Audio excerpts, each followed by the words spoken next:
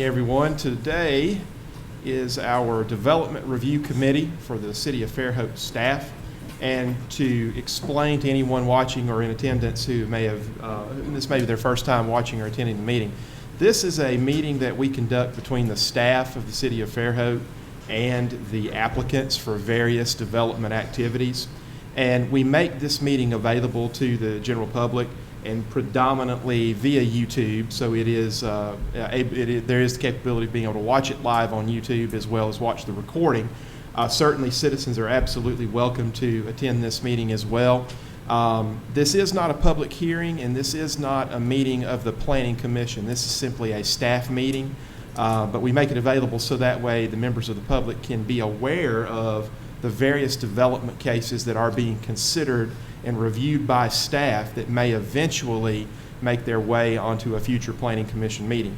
So for today's meeting, we will be reviewing between staff and the various applicants the items that are proposed for the August 5th, 2019 Planning Commission meeting. This does not necessarily guarantee that these items will make that meeting's agenda due to the review process that we go through. So with that in mind, we'll begin the meeting. Before we discuss the first item on the agenda, I do have two very, very brief announcements. One is that we have a new staff member coming aboard on July 29th. His name is Hunter Simmons, and he will be the planning and zoning manager and will handle more of the zoning-centric issues related to the planning department. And my new title is the Development Services Manager, so it's likely for the foreseeable future you'll continue to see me chairing this particular meeting. So I wanted to make that announcement as well, and also take one final opportunity to publicly thank Nancy Milford for her service to the City of Fairhope. Her retirement is imminent, and just wanted to one more time thank her publicly. I think this will probably be the last time that she appears in a public meeting as a staff member. So thank her for her service to this community. So we'll actually begin the meeting. So the first item for consideration will be item number ZC 19.08. And what this will be, this is another installment of discussion of the Greeno Road Corridor Overlay District that staff has been preparing, has been talking about quite a bit lately at various meetings. For today's meeting, I don't want to get into the technical details, but what I did want to announce and just reinforce is the schedule going forward for how that meeting and how that consideration by the Planning Commission will be handled. We will have a work session beginning at 4 p.m. on August 5th, 2019. That'll begin at 4 p.m. That will be before the regular meeting of the Planning Commission on August 5th. So during that work session, we will go through the various parameters of the Greeno Road Corridor in great detail and have the opportunity for staff and the Planning Commission to interact and go into the necessary detail as desired by the Planning Commission. Then beginning at 5 p.m., we will convene the regular meeting of the Planning Commission. That same Greeno Road Corridor overlay will be the first item on the agenda.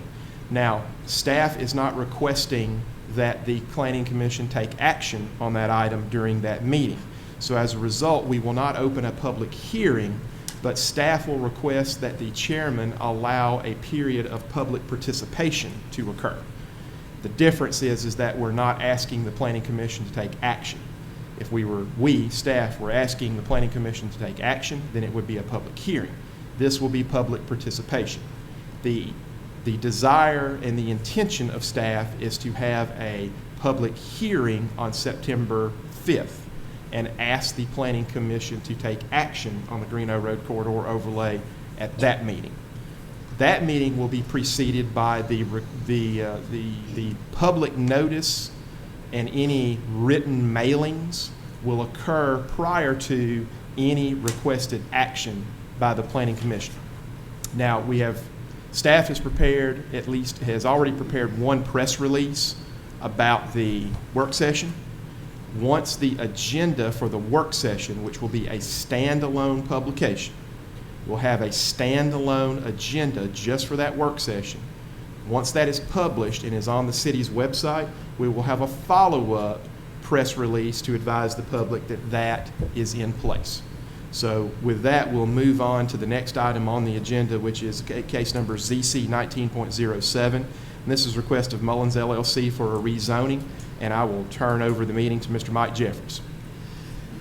Good evening. As you said, this is ZC 1907, Live Oak Estates. Michael's here with us today on behalf of Mullins for the applicant. And we had done an informal review on the last Planning Commission meeting, and prior to that, the previous Planning Commission meeting, we actually introduced and spoke about a proposal for the rezoning of this property off of the corner of Bay Meadows, northeast corner of Bay Meadows, and the southwest corner of Bay Meadows and 181. Got some feedback from the Planning Commission at that time. Applicants chose to hold it over, just go back to the drawing board, think about some of the Planning Commission comments, had the informal review, did the same thing, submitted a drawing, got some feedback, and now is requesting to go forward on this next Planning Commission meeting on August 5th to go through with the proposed plan.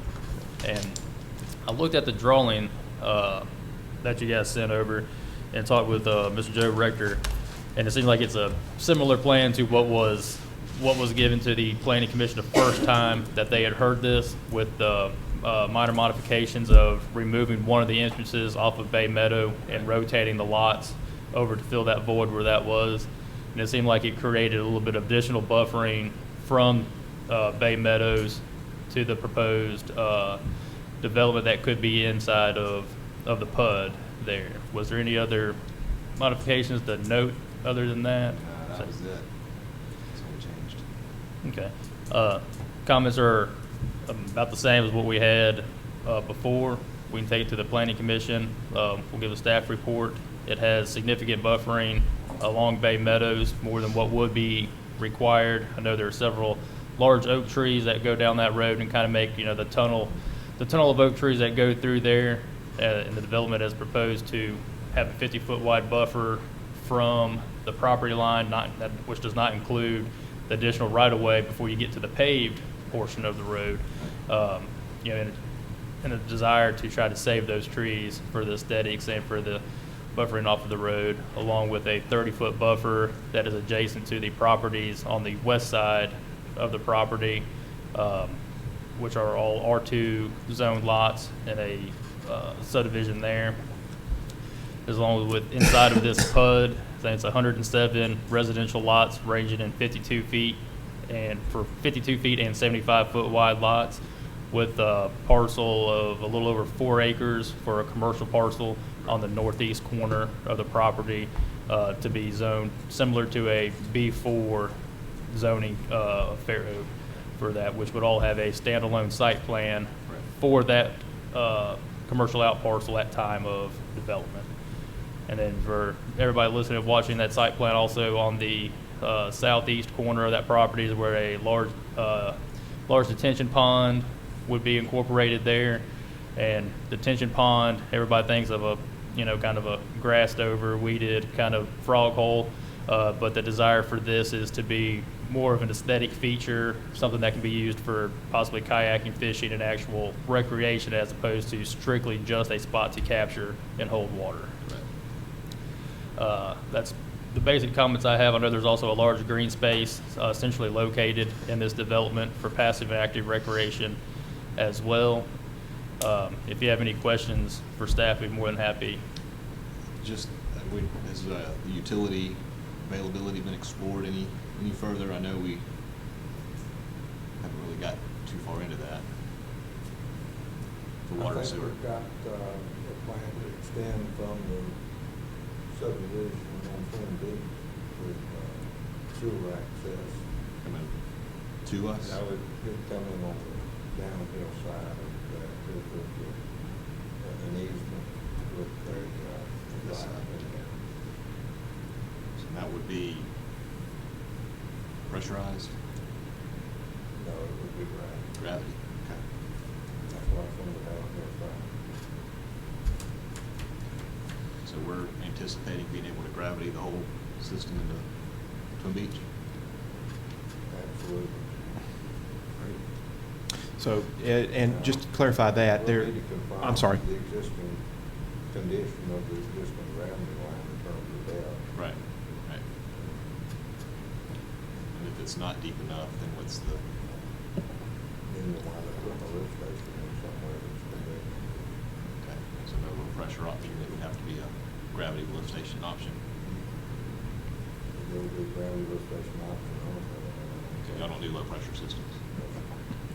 And just for everybody listening, those types of details, those would be all worked out a lot further in if the zoning case was to be approved, and then the applicants would come back for actual subdivision of the property, where types of utilities, drainage, sewer, all of that would be looked at more in depth to ensure that everything, all the regulations were met of the cities. And Mike, if you would, for our listeners and for our visitors, just clarify for anyone watching, what happens after this is reviewed by the Planning Commission when the Planning Commission takes action upon the case before us. So the case before us will, as I said, will go through the Planning Commission on August 5th. The Planning Commission at that time can make a decision to either hold it over for more information, can choose to make a recommendation to the City Council for approval, recommendation for denial. The Planning Commission strictly makes a recommendation, does not actually have final authority on the approval of said zoning change. Once it then becomes on the City Council's agenda, the City Council has the final authority over it. They can look at the staff's recommendation, the Planning Commission's recommendation, and make their own recommendation. It does not have to concur with planning staff's recommendation nor the Planning Commission's recommendation. It's strictly look at it on its own merits, take into considerations everything that has been said and recommended from the Planning Commission, and make their final decision for either approval or denial on that. Or they could also ask to hold it over to get some more information on that as well. But they are the final governing authority. So this is the next step into getting the approval, and there would be another public meeting for this. Generally, the City Council, when they hear a request for zoning change, typically they'll hear the case for the first time and go ahead and conduct the official public hearing during the initial reading of the case to the City Council. The standard procedure is they let it lay over to a second City Council meeting before they take action upon it. There won't be a second public hearing, but there is the procedural allowance during the City Council meeting for any item on the agenda to make comments upon any item during the City Council meeting. So with it being an agenda item, there would be a second opportunity for additional comments. All right, well, very good. Like, if you don't have anything else, I'm good. and you know, if you got any other comments or questions between now and then or during the review, I'll review this case back from the beginning again, and if I have any questions, need additional information, I will get with you guys and let you know. And I think the Planning Commission is a recommendation to the council. That's correct. And Yes. so once the council makes their decision, then we'll work on the preliminary plat aspects of the Yeah, details involved with the utilities. Costing standpoint at this point, we're still making sure we're good. Absolutely. Right. All right. Thank you, sir. Thank you, sir. So we'll move on to item number ZC 19.09, and we'll give the mic back to Mr. Jeffries. This case ZC 1909. It's a rezoning case from R2 to B1. The applicant is Anil Vera. He was unable to make it to the meeting this evening. It was also was supposed to be on the agenda last month, going to B2. Staff's recommendation was to rezone it to B1, which was a less intense use. The piece of property is located on the southern west edge of the Central Business District. Has two R2 zone parcels to the east and west, which are currently used as a church type library and a dance studio. Everything to the north of it is kind of a corridor of B1, which is kind of part of the basis of staff's recommendation for B1. So Neil Vera, the applicant, has changed his request to make it from R2 to B1, and that's what we'll be presenting at the August 5th Planning Commission meeting. And again, the Planning Commission will only make a recommendation to the City Council, and then the City Council will have the final authority over the rezoning of that case. Very good. And this is an example of a case that we discussed at the last Development Review Committee meeting, this same meeting. And because of the technical details of the review process, it was discovered, as Mike mentioned, that was not considered by the Planning Commission at the July Planning Commission meeting. And it's a procedural detail that we worked out with staff and with assistance of legal advisement. So, and with the concurrence of the applicant, we hear it again today, and then it'll be considered by the Planning Commission on August 5th. So, Mike, take over on the next item, please. Next item is ZC 19.12. It's Summer Lane PUD. It is another rezoning case. Yeah, come on up. So Ms. Casey Hill with Dewberry Engineers will join us today. Unfortunately, we don't have Mr. Dewberry himself to be with us today. Good morning, Ms. Casey. Good morning. So what we have on the Summer Lane PUD, we had spoken with this, I believe, back in the May DRC meeting as well, and it had come up with a mapping issue between FEMA's mapping and where the survey actually shows where the where that little ravine is on there, and due to there being a floodway, we were unable to actually review the case because not being able to build into a floodway or plat properties that were there. Dewberry has since then revised their plan and has moved the lots to be just on the north end or just on the west end of that floodway where the property lines are abutting it. I know from my understanding is we're still trying to get a LOMA to get the map amended through FEMA at this point, which could be a lengthy process. I know you guys are in the process of doing that as we speak, but the plat has been amended to try to accommodate where the maps are currently showing where the floodway is by FEMA at this point. Some of the same comments I had before was on it. It's being rezoned to a PUD, which there's a lot of things that the PUD can modify itself from other zoning ordinances, such as lot size, percent of lot coverage, setbacks, things of that nature. Some things that it doesn't provide for are things that are in the subdivision regulations, such as in this PUD, they're proposing to have private roads, a gated entrance off of Section Street, which those are not permissible in the subdivision regulations. And part of the conflict there is if the PUD was to get approved, then at subdivision stage, those would be waivers that would be requested to the Planning Commission, and it's not 100% guaranteed that they would be granted. So just want you to keep that in the back of your mind that, the whole concept and design of this property, that for those listening and watching, the property is located off of Section Street and kind of across from the Public Works Utilities building just south of Pecan Street. I didn't want, just so you guys knew, didn't want the PUD to get approved and think that because it showed that it was having private streets and a gate that was automatically guaranteed that it could be done. It still has to go through the subdivision process, and all the subdivision regulations must be met. Like I said, the road's not being paved. There's an alleyway in the back of the property that's proposed to be gravel as well. Part of the regulations are that every new lot must front upon a publicly paved, maintained road, which is kind of where the gravel and private road kind of comes into play. Not to say that during the subdivision stage that isn't something that can be worked out with Public Works as far as the pavers and having gravel roads as far as that. I know, Richard, we had discussed the pavers being in the center, that if the pavers being there would be fine, but we would not accept responsibility for any maintenance of it if it was to become public. Yeah, and that's always a tough situation when the PUD is a land use consideration. The privacy or public nature of a right-of-way is generally addressed in the subdivision regulations. So even if in your PUD narrative and PUD documents you're showing proposed gated community, then we want to make sure that there's full disclosure from the get-go that if you get the PUD zoning that you want, that does not guarantee that it gives you automatic waivers of subdivision regulations. Now, of course, I think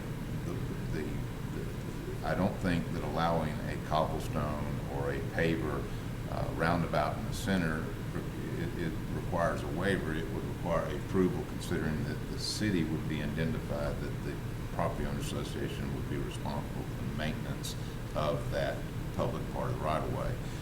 The other issue that gets down into the weeds, but that needs to be a consideration, is that when a gate is present, that makes provision of solid waste services a difficult process, okay?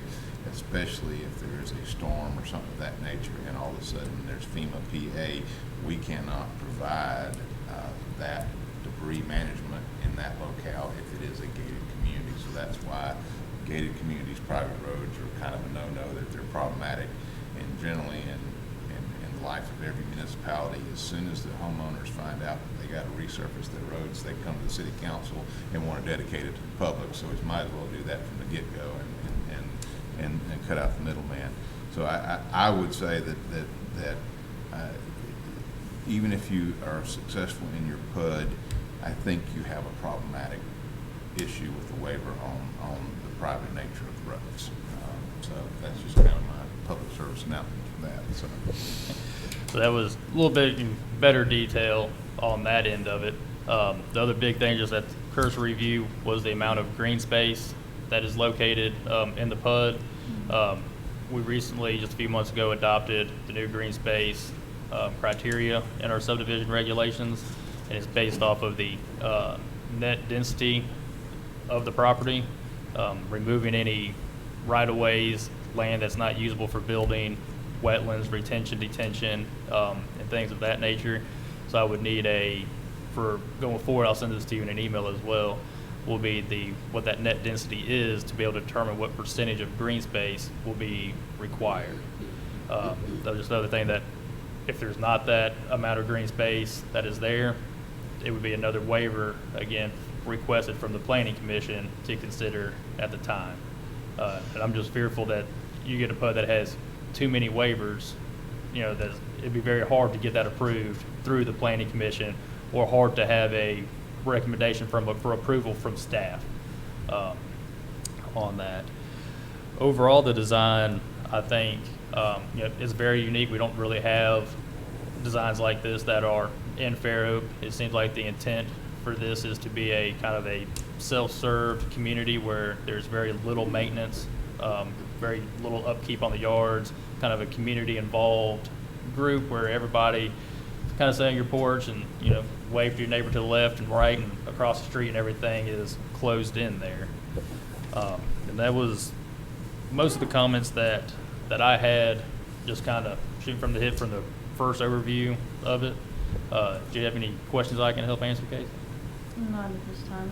All right. And do you guys have any more information on the LOMA or time frame or any progress or anything on that? I'm not sure. Steve was working on that before he went on vacation. Okay. And he'll be back Monday. I'll get him to email you. That'd be great, because depending on if they get something, I'm guessing that they're thinking possibly in the future could do a PUD amendment. If this was approved, do a PUD amendment if that map was changed to extend the lots and maybe change the configuration of it. But if he comes across where all of a sudden he thinks FEMA can get it changed, I just want to make sure that we're able to make any corrections or meet any deadlines that have to be met. So. Okay. And just a brief comment here for our audience is that, and you hear us use a lot of terminology and a lot of acronyms in the engineering and planning field, and so this is a planned unit development, PUD, or as a PUD as we call it in our vernacular, and a PUD is a stand-alone ordinance. So the developer goes through the development process, and it's a zoning change case, because in this case it would be changing it from an M1 to a PUD. So the advantages is that the developer requests certain characteristics and certain attributes to go along with the development, and that allows for innovation, and that certainly is the case on this particular development. They have a very nice looking development, but the staff, we still have to review it against our basic engineering criteria in the subdivision regulations. And so some of the innovative aspects have to be vetted, which is why a PUD may be discussed several times before it's actually acted upon by the Planning Commission. So just wanted to provide a little clarity on that. And we'll ask Ms. Casey Hill to stay with us, and we'll move on to our next case, which will be, this is a subdivision case. We're moving on to subdivision cases now, and Ms. Nancy Milford is going to join us here at the table in just a second. And so this is case number SD 19.31. And this will be a subdivision case, and this will also have a public hearing. The request is for Wayne and Betty Hoffren for plat approval, which is the initial plat approval we go through with subdivisions. And this is the Hoffren subdivision, a 2-lot minor subdivision. And I'll let Ms. Nancy Milford take over from here. Okay, this is a pretty simple subdivision. It's right at the corner of Bishop Road and Morphin. It's got an existing house on one of the lots. And there are some natural features going across the property, and they've gotten their review information, so I guess it's if they have any questions. I mentioned this briefly outside, but I wanted to run it by you guys as well. One of the comments we got back was that we need to delineate and put wetland buffer signs along the outer edge. But our environmental scientist, Kathy Barnett, requests we take an alternate route just because there's no development and no impact on the wetlands whatsoever. And this is just me running it by you guys. It's nothing. As of right now, we have an approximation of the wetlands with the wetland buffer line, and we, in the general notes, defer the delineation of the wetlands to further subdivision of the property, just because it's carving out that one lot at the top and nothing else is happening within 300 feet of it. And I'm gonna play the devil's advocate here. The problem is that right now, the only way we can look at it is this is a 2-lot minor subdivision. So both lots, if approved, are legal lots of record, meaning that somebody who owns the southern lot that has the wetlands on it could go down and get a building permit and build a structure on it, a residential structure.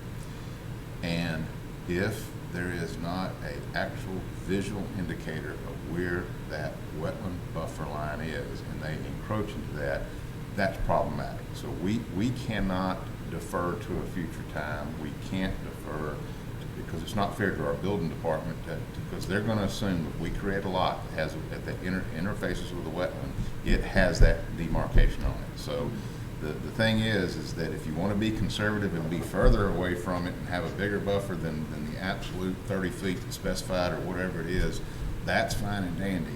And Kathy's capable of going out there and walking that and determine where the approximate wetline and coming out of that, but they do need to be there. Because, it is on here. Okay. I hope I didn't confuse you. Yeah. We have an like she went out and But sent. no, physically, for that resultant lot to be produced, there's got to be signs at a specified spacing that says, if you're building something, you can't cross this line. And they also need to reference as a note on the plat what uses are allowed in the sign, so that if someone else purchased the property, and a reference to the regs that regulate that. Yeah. Also, this actually looks like there may be a stream in it as well, which has a different buffer than the wetlands. So in all likelihood, that would be a 50-foot buffer from the top of bank.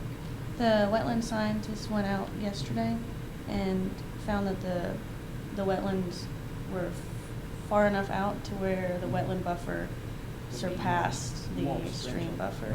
Yeah. We would just need that documented narrative. Okay. And Casey, from a strictly boring procedural standpoint, certainly a waiver could be requested because it is something that's in the subdivision regulations, but in order to consider it, it would have to be formally requested as a waiver, and there's an advertisement requirement that goes along with that.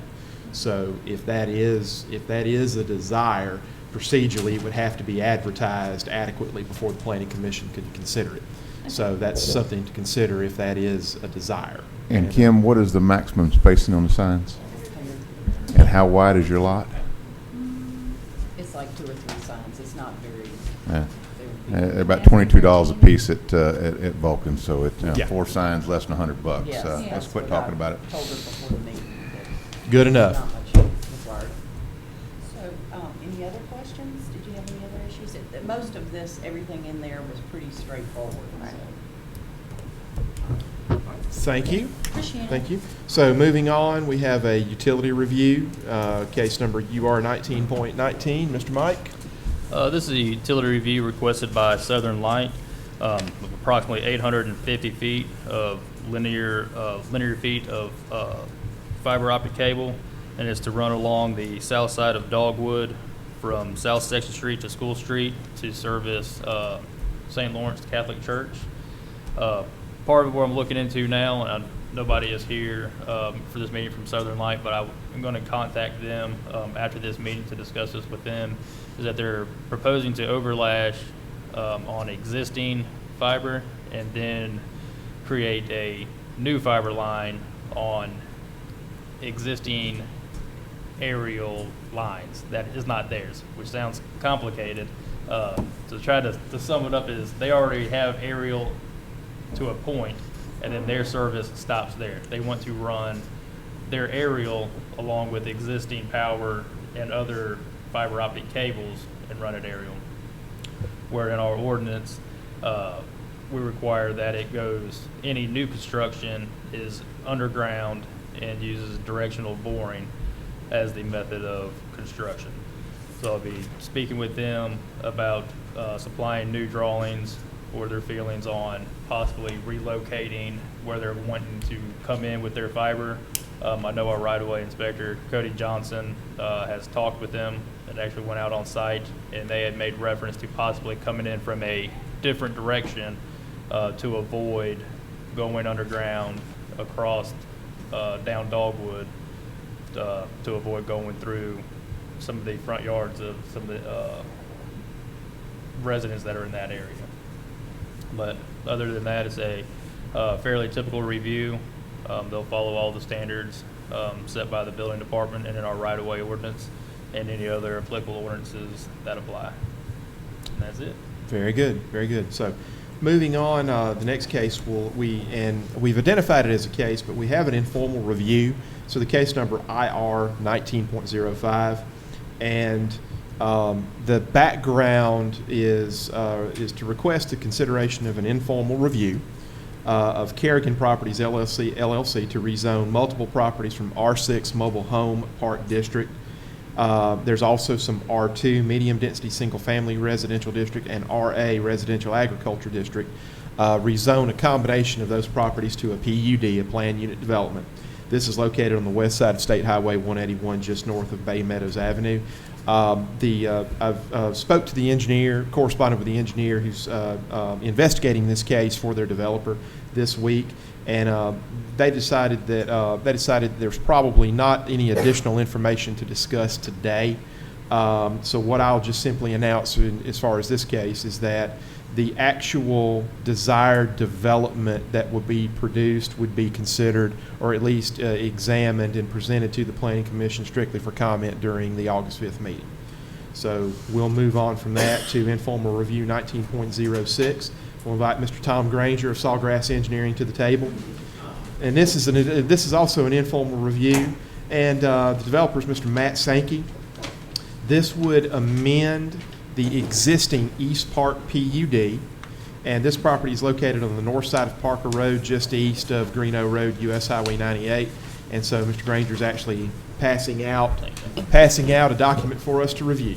And I apologize, I didn't bring the original approved PUD, but I think I can walk you through it. This is just a sketch we did.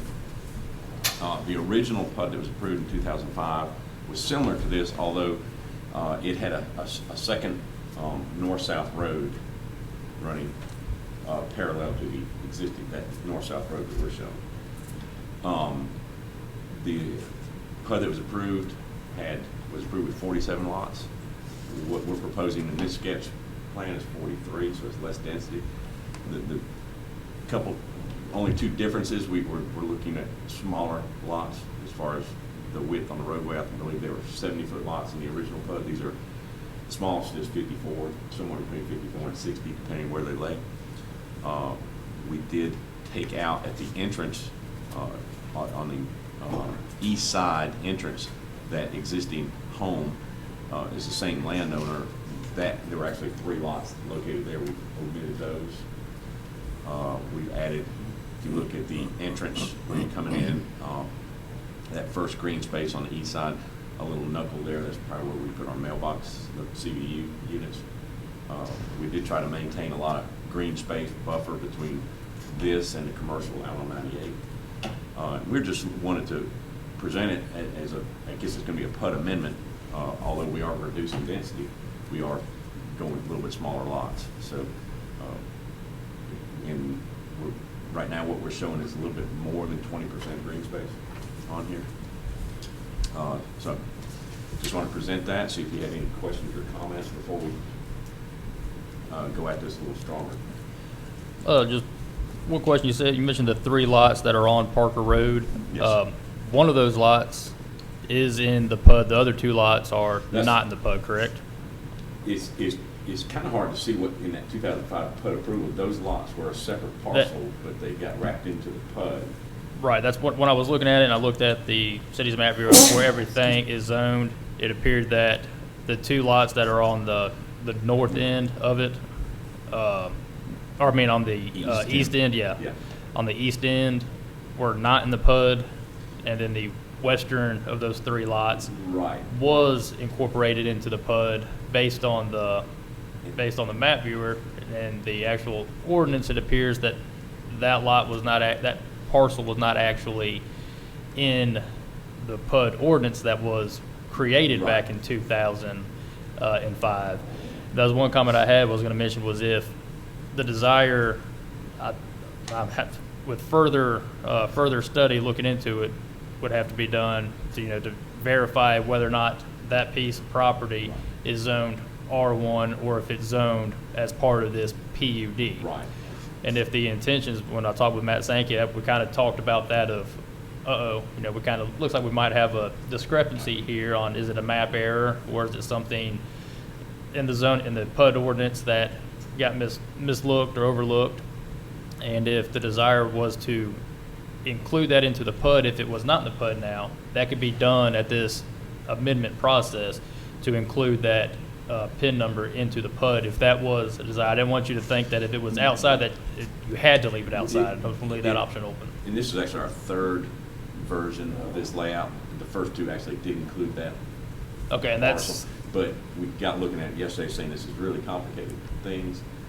That parcel may be better for a different use at some point in the future, possibly a commercial use. Okay. And so, as of yesterday, Matt and I discussed just take it out, Take it out, simplify this. okay. We got 1 parcel, 12.6 acres, and we're just, well, whatever we need to do to clean that original one up, we'll clean it up at this point. But, correct. Okay, that's why I knew that one of the drawings you guys had included that. Now it wasn't, so I wanted to make sure it wasn't something that you wanted to do, but thought that it was not possible to do.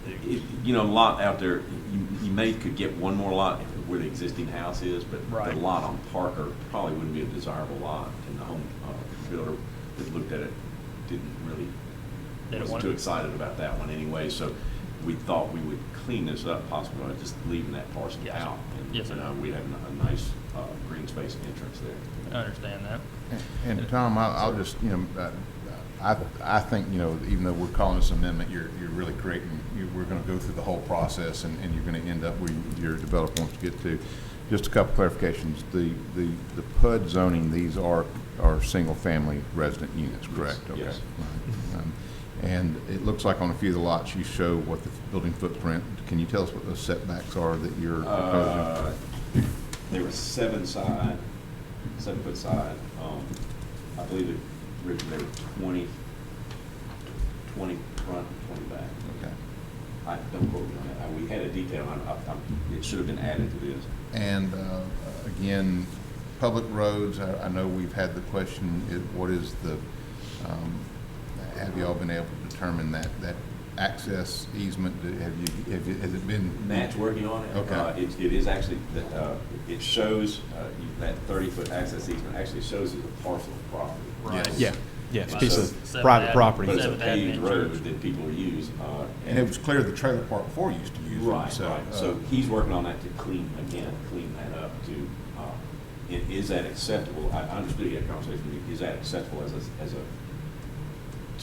if we get that, it is a reduced right of way, if it's established as a 30-foot right of way, we're just gonna tie into it, that's acceptable, as a secondary access. Probably wouldn't be the main access, because you do have the light in Parker, but it could be accessed, obviously, people. Going northbound, Going northbound. yeah, would be the best Yeah. point.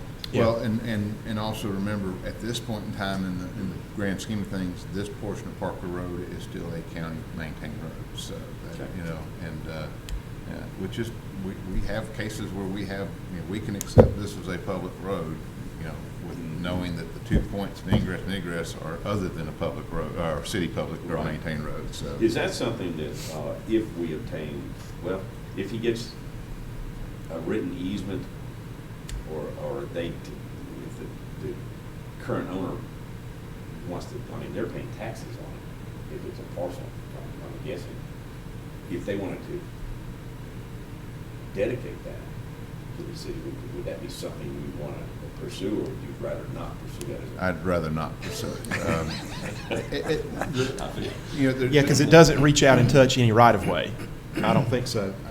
I don't think, yeah, it does go all the way to the right. Oh, it does? of way, Okay, 98, okay. even though it doesn't have a paved connection to that. Okay, I'm You sorry. know, there- Yeah, that's right, that's right. Yeah. I've got to assume that there is a whole shared connectivity Yeah. agreement, Yeah. whether it was formal or informal through here, and Mhm. that included the original mobile home park. It's just, Yeah. I'm just wondering if there's something in writing that grants That's that. right, yeah. So- The travel lane joins, parking lot. the other parking lots, and they kind of merge and work their way out to Greeno. Okay.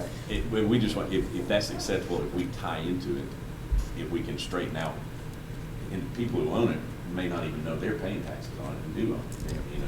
Well, the only thing that from a public works consideration going forward is that you would hate to approve a road system in a subdivision that gets built, and then you have someone trying to block it Put a off. gate across it. Yeah, that's. And that, the owner knows, and I think he's already contacted them. But, so we showed it as a connectivity. Oh, I think that's proper, and I don't have a problem with it. I just want to make sure that, you know, the developer can answer the planning commission, yes, Yes. there's an easement in place that we have a right for ingress and Mhm. egress through here, so. And like you said, I think the trailer park, it was one of the streets they used. Yeah, and it's probably prescriptive technically. You're Yeah, right, Richard, probably is prescriptive. on that. Yeah, they probably established prescriptive access.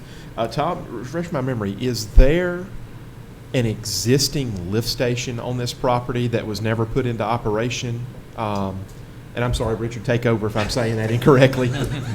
Well, I was going to ask, were you able to locate the existing utilities on this? Yes, Property? we've got the utilities located, and much of the sewer, actually, well, it doesn't reflect here. Some of the lots, if you look. Well, it looks like lot 42 and 43. Right, are wider, and that actually, we were showing easements through there. There's actually gravity sewer running between those lot lines. Right. And so that's why those 61-foot lots there are 42. There's actually, so we were gonna try to make use as much of the gravity sewer as we could, add to it where we need to. Right. Or abandon that. And we what don't about need. the water? The water's probably gonna have to be totally redone. Okay. It's all over the place out there. If you know that all those paved roads are still in existence, and they just don't line up with anything that he wants to do. So most of the water line, if not all, is probably gonna have to be. Well, I'm not even sure, I know there's a fire hydrant close to the lift station. I think you're right. But, and that's what gets me to the green space, and I mean, I would expect there would be utility easements for, Right, that all lift of station, that, for the lift access station, to right. the lift And that's station. not shown in here, but yes, and my understanding was the lift station is operable. It is oh, yeah, maintained by. absolutely. The detention pond area, do you anticipate piping drainage to 98 and lowering the grade at on the site? We haven't gotten that far, Okay. as far as any design. There is if you'll notice, there is a drainage easement. Right. I'm not sure what's in that easement, to be honest with you. We haven't gone that far. If there's anything at all, I don't know if there's any It's like drainage. there's a driveway. Looks like a road. It looks like a driveway. Yeah, no, there's There no- could be a ditch. It just flows down That's the what it- driveway, that's is what it does. But yes, we haven't gotten as far as to where the release point's gonna be or what that function's gonna be as far as the release. And I know we point. tried to work with the building just really on 98 between the gas station and the auto parts store there. The And new buildings. trying to get sewer to that lift station, but it's been very problematic trying to get everybody to agree to how we do that. And whether that detention pond becomes, you know, something that is low enough that you can pipe the discharge, you know, Right. that changes what you can do to get sewer from the lift station to that property, if we can still do it. They're building that project, you know, and I'm assuming they may be now going to a grinder pump and tying into 98, which I hate that, but. Well, would they, could, if an easement was granted, could they then, is that the problem, is getting over to that lift station via easement? Yeah, and we had proposed an easement that came really from what would be the south edge of the lift station straight to the property line and. Proposed pond. Well, I know, Yeah. but I mean, that's why I was asking if you anticipate it being deeper, because if we can adjust the grade of the sewer line, or we could zigzag around the detention pond if that, and keep it on the berm of the thing, you know, if we needed to. Honestly, we haven't, we've pretty much been working in 2 dimensions on this. Yeah, and at this point, it may not even be practical to consider it because they're moving on with what they're doing anyway. Right. So Tom, the correct numbering sequence is actually what's on the aerial image, 43 lots? Yes. Okay. But Okay. then I send you the stuff that Wendell Barnhill had in terms of the agreement with the I don't think so. who was the other property owner? Matt Sankey should have that. Okay. Yeah, I'm sorry. But he had an agreement to provide sewer also to Okay. the property to the west.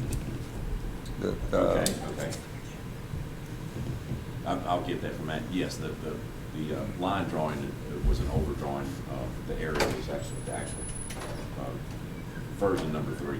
I was working with Mr. Chastain out there, Okay. who manages that property for his sister and his mother, or his aunt, and you know, his mother and his aunt were 2 sisters to Mr. Chastain that owned it. I think that's right, but the name may be. Yeah, if there's anything that we early on that we can address as far as if there's easements needed to accommodate, I think the owner would be more than willing to. And Matt should be well aware of all of that. And I know there's a force main that comes from the fire department behind Publix that discharges into one of those manholes and That goes to the lift station. that goes to the lift station. Tom, the only final comment I have for you is just a reminder, because you have a PUD that's immediately adjoining single-family residences, it triggers the screening buffering requirements of the landscape ordinance. Right. However, I think that the landscape ordinance has multiple provisions for complying with that screening buffering requirement. I think you have the advantage of existing vegetation that you can take advantage of. So just keep that in mind as well, because if you had a totally flat site with no vegetation, it would require an 8-foot fence and 6-foot plantings, or a staggered double row of 6-foot wide, 6-foot tall plantings. However, if you have existing forested areas that provides a nearly impervious visual barrier, you can use that. And that's pretty fit. 20 feet wide. 20 feet wide. So that'd be along the east border. right, wherever you're bordering against And your south- single family. southeast. Your single family. So keep that in mind now as you're developing your preliminary layouts for what may eventually be a subdivision application once you get past the PUD process. But have that in mind so you know to have room for it. Okay. But the advantage, like we said, is I think you can certainly take advantage of your existing vegetation. On submitting this, is this a submittal that would require a narrative on the PUD amendment? We've already got PUD zoning. How in depth do we need to get? We're just really kind of changing the layout. I would suggest a narrative. That way it'll help me explain to the planning commission, for the planning commission to see exactly what your guys' desires and intents are for it. As staff, we do our best not to put our opinions or try to put words in your mouth, so we never take anything for granted.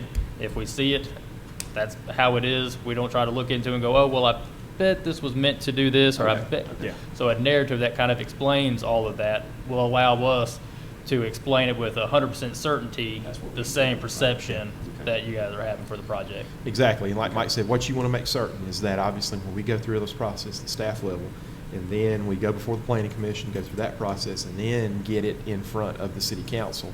So Emily and Lisa Hanks have to put together an actual ordinance. So like Mike said, you want to make certain everything that you want in this thing, because that ordinance is what governs it. And so if you miss something, then you go through this entire process again to amend the ordinance. Well, one of the advantages of this layout over the previous one, nothing wrong with the previous one, but we've dropped about 900 feet of road. Of roads. You know, so, Yeah. and reduce the density, so if it is turned over to the city, there's, 900 feet less pavement to go Right. around. Which also, again, a little more green space. So, That's one thing just on the green space, as I mentioned earlier in one of the other cases, is on how it's calculated is off of the net density of the actual buildable area of their lot, thus removing any of the proposed right-of-ways, proposed retention or detention, any areas that can't be built on due to the topography of the lot. You use that number as acreage, where the total site is 12.06 acres. Typically 30% of that is going to be your right-of-way area, detention, retention. So you would take 30% of that off, so then you're left with, approximately 9 acres. okay. So that would be where your density off, so it would be the approximately 9 acres and 43 lots would give you the total density for the, Green space. for the green space calculations. Yes, sir. Okay. And there is a difference between green space and common area. Right. You can have common area that's not green space, because common area can be something that they share that can't. Well, not to throw any kink in it, but if you'll look in, on the West. west What's side, that? this area where the cell tower is, Mhm. we excluded that. That's actually part of this parcel. And he's Right. trying to decide whether the current owner wants to keep, of course, the cell tower. Mhm. But if we need an additional, he may put this in the PUD Right. if we need additional green space. Okay. And omit we would, I guess, subdivide out if we had to do that, the cell tower itself. Right. In appurtenances and fencing on it. So we left it out of here just for now, and that's why this is so preliminary. We just, but if we may decide to do it, but really the only use of it would be to have added common area green space. Right. And the green space, that's where the common area and green space aren't always the same thing. Green space, it has the criteria that's in the subdivision regulations that kind of dictates, hey, this is kind of some examples of where it should go, that should be centrally located, kind of be where people could use it. So the planning commission, they're really looking at green space hard, as well as it being actually usable green space and not just area tucked away that can't be used for the development, such as, what else would you do with that? You're not going to put houses on it. Right. So they're going to look at that kind of go, well, you're counting it as green space, but is it usable? Is it functionable? Can all these lots get to it, and will they get to it? Type of deal. Yes, and we did consider that somewhat here at this location where we would probably put a crosswalk across the road potentially Right. there and tie the two green spaces together. Mm-hmm. And if there's playground or anything like that you guys think would put in or could show, is definitely a huge help. The green space that you've got shown out front here, a lot of this looks, it looks great. Now the detention area, depending on, the engineer drawings, which I know you're not at that stage Right. yet, depending on that, green space around a detention area, a lot of times isn't usable actual area that you can use for a passive or active recreation. And as Richard said, the area will have to box out around the existing lift station, and utilities right now. There's a cluster right there. Right. Utilities. So. Just wanted to, I know this is very preliminary, and that's why I told Matt that we should try to maybe go through an informal review first, Right. just to kind of get all the ideas from staff and from planning commission at the same time, and then to be able to go to the drawing board and put, pen to paper before you've done any calculations or actually, hard engineering for the project. So it sounds like we need to clean up the easement, the 30-foot access easement, and clean up this lot. If it was included, we need to exclude it officially or somehow. Yeah, figure out how to do it. We're not sure how that happened, because it wasn't subdivided out, it was just, the line was drawn. The line was drawn around it, right. And which- So, So and I that don't lot know- exists as a lot, but it looks like a portion of it was included in the. yeah. And like, I don't know if there was I couldn't find an amendment to the PUD that included it, but when I read the ordinance the first few times, it appears that that lot was not actually included in the ordinance. Oh. So, to me. So the drawing And doesn't match the. that's what I think. So I'll have to do a little bit more research on that to see if that parcel, because removing a parcel from a PUD would require, well, I Wait, it's been- don't know what it would require, to be Yeah. honest with you. Well, You know, I think what That's why we, we took it out. just I so think that- what we can say, I think what we can say as summary is, assuming this goes through the PUD amendment process, we'll come up with the necessary reconciliation. Yeah. Okay. All right. Thank you very much. Tom, thank Tom. you. Thank you so much. All right, unless anyone has anything else, we will stand adjourned.